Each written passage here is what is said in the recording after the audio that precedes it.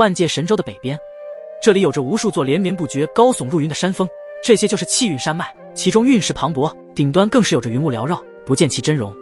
因为在这些气运山脉之巅，有一个叫运仙峰，运仙峰深处就是神元宫的所在之地。运仙峰矗立在云雾缭绕的山脉之巅，如一座守护者，守护着这里的气运山脉。每当晨曦出现，晨雾渐渐散去，运仙峰之巅露出一条通往天空的天梯，山峰轻拂，带来清冷的运息，令人心旷神怡。登临其上，一股韵扑面而来，让人心悸不已，仿佛大道降临于此。站在运仙峰之巅，俯瞰着庞大山脉间的云海翻腾，感受着大自然的神秘力量，仿佛能够领悟到世间万物的玄奥。其中有着无数宫殿楼宇，每一座都散发着令人惊叹的奢华气息，金碧辉煌。一座特别巨大的金色宫殿矗立，散发出浓烈的奢华与神圣气息。一条神圣的金龙在宫殿的顶端高高矗立，煌煌巍巍，仿佛守护着这座宫殿的每一个角落。它身上的龙鳞闪烁着金光，宛如蕴含着无尽的力量和神秘。每一次它的呼吸都伴随着一股无形的力量在四周流动，让人不禁感叹它的强大与神秘。宫殿之内挂着一幅由金龙图腾打造的长廊，由龙头到龙尾皆是条条巨龙，龙眼静默，龙鳞熠熠生辉，脊梁上还有刻着古字的纹路，勾勒出一幅宏大的图景。宫殿中人来人往，神秘的静穆丝毫不减。众神元宫的弟子行动严谨，肃静之中却展露出一股不可侵犯的神圣。在龙形的大柱子间，高耸着一座神圣的巨龙鼎碑，9天10地之间，勇者谁敢不向他叩首？那巨龙遥遥望，仿佛是要化为永恒之玉，将整个神元宫跟运势联系在一起。而在宫殿的深处，站着几道倩影，以及一位身穿黑金色衣袍的男子，他身躯修长，此时正与眼前的几位倾国倾城的绝美女子们似乎在交谈着什么。最近我们派出去的弟子，已经有一大部分都被神奇联盟的人给击杀了。一位倾国倾城的绝美女子夭夭开口说道：不仅是我们神元宫的弟子，就连丹神塔派出的一些弟子也得一样，都被神奇联盟发现后所瞬间击杀。一旁的武瑶也接收到最近这类的信息后，此时急忙地对着眼前的元尊周元汇报道。而闻言后的元尊周元只是眉头微微一皱，他那双金色的眼瞳中似乎有着气运金光正在绽放着。看来神奇联盟已经正在谋划统一诸神万界的野心了，击杀了我们派出的弟子，这就已经给我们发起了挑衅，而且更是不惧我们神元宫和丹神塔2大超神巨擘势力的底蕴。这神奇联盟究竟哪里来的自信，竟然想要挑战2大超神巨擘势力，真是好大的胃口！想要除掉我们神元宫，真是痴心妄想吧？难道就因为他们的神秘盟主出关登临造化，就可以对我们发出挑衅？苏有为直接对着神奇联盟一字一句的不好气的道：如果他的实力足够，还真想直接剿灭了神奇联盟。不要小看神奇联盟的底蕴，之前我进入天域时，那里就隐匿着一位刚苏醒不久的魔神，如今能够让那位盟主的野心加快暴露，想必这魔神就是他们的一张底牌。周元拥有的气运之力早已经窥探到神奇联盟未来的一角，并且很快就猜出神奇联盟这一次为何如此信心大增，这位魔神便是重要原因之一。魔神那可是掀起天古浩劫的重要魔物之一，这神奇联盟竟敢还与这些魔物合作联手，真是给万物神灵引起公愤。武瑶怒道：据我们所知，这些魔神当年被封印后陷入沉睡，即便如今苏醒，其实力也不会在短时间内恢复到巅峰，为何神奇联盟就敢挑衅我们？这一点就是让苏有为想不明白的地方。这神奇联盟盟主刚出关不久，就引起了诸神万界的平衡，开始摇摆不定。我想他们应该用了什么秘法，可以将那位魔神在短时间内彻底的恢复巅峰实力，不然仅仅凭借出临造化之境的那位盟主，可不会有那么大的底气敢与我们神元宫叫板。而且想必他自己也非常的清楚，我的真正实力足以轻松的压制他，即便他有3道之法，也无法在我的面前撼动起什么波澜。在如今我的眼里，真正让我忌惮的便是灭神府的那位府主，之前与他的交手竟是让我首次在他的身上感受到了棘手。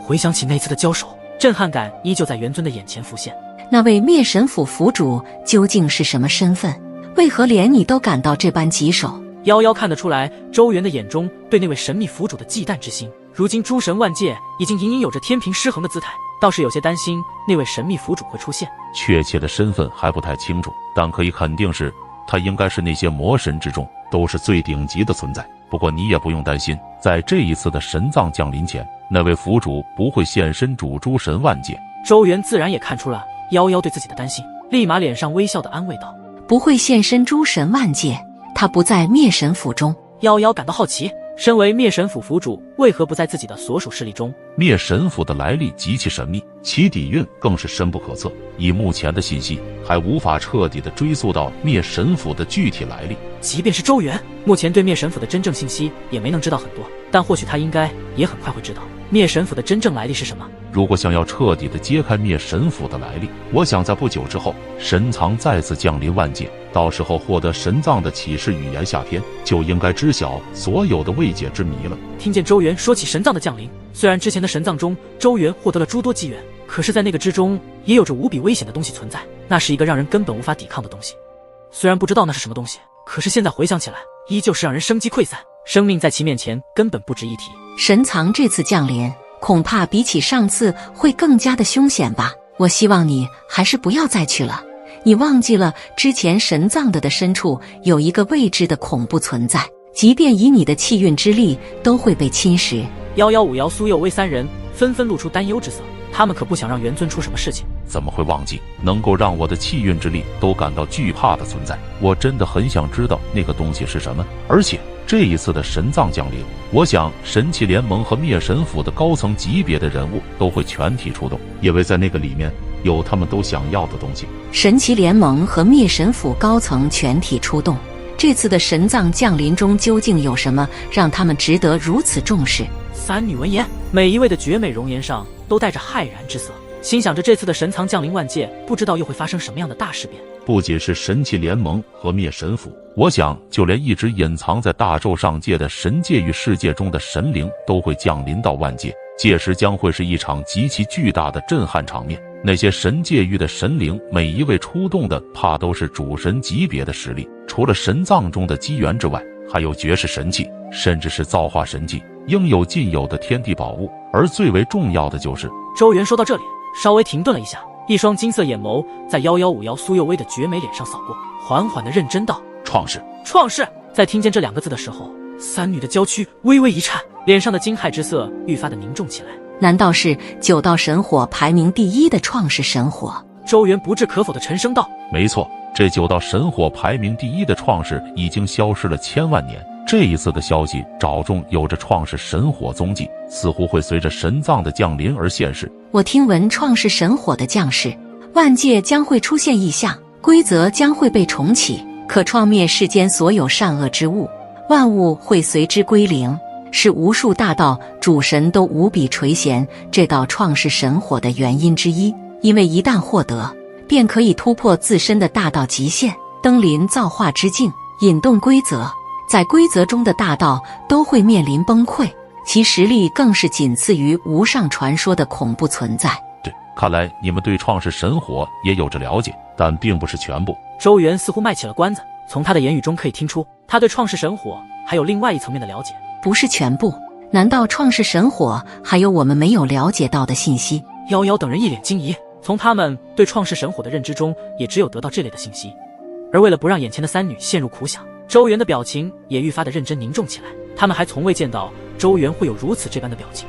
因为在他那里，万物所有的事件发生，他都了如指掌，甚至还可以完美的解决。可现在对于创世神火的降世，似乎却充满着连他都带着一丝棘手。你们有没有想过，创世神火排名神火第1，实力堪比造化之境，对于大道主神来说或许是万分的垂涎，可对于已经是造化之境的主神来说，却不会那么垂涎与他的创世本源。闻言，115姚苏佑威的美眸中流转着一道道自身的气息波动，那是对一件事情的震撼反应。其实在9道神火中，排名第2和第1的神火中，诛心神火除了强大的本源之外，还携带着无数炼药师都梦寐以求的无上丹方。只要获得此丹方，那么自身的实力不仅强大无比，更是拥有着对丹道真谛的领悟。炼制出那些无上神丹，便是可以助自己突破修为境界，也可以修复自身任何的伤势。在与敌人的战斗中，无上丹方起到了无比重要的地步。这还不算什么，在无上丹方中有一道丹心，如果将无上丹方的丹心彻底的领悟，再结合对丹道的真谛，那么即便是不用炼制无上神丹，自身亦是神丹，所有的伤势都会自身而愈，化为不死丹神。不过这种状态下，恐怕如今即便是丹神塔之主和萧炎兄弟都难以领悟掌控。在周元说出了9道神火排名第2的诛心神火真正的力量后，115姚苏佑威三女早已经是惊掉了下巴。他们一直以为神火只是可以来提升自身的修为实力，只要吸收炼化了本源就可以。没想到排名第2的诛心神火，除了强大的本源之外，还携带着那所谓的无上丹方。如果将无上丹方的丹心结合丹道真谛，便是能够让自己本身化为神丹，拥有着无上丹方中的所有神丹，更是无需炼制无上神丹，就拥有着自带所有无上神丹的效果。这便是不死丹神。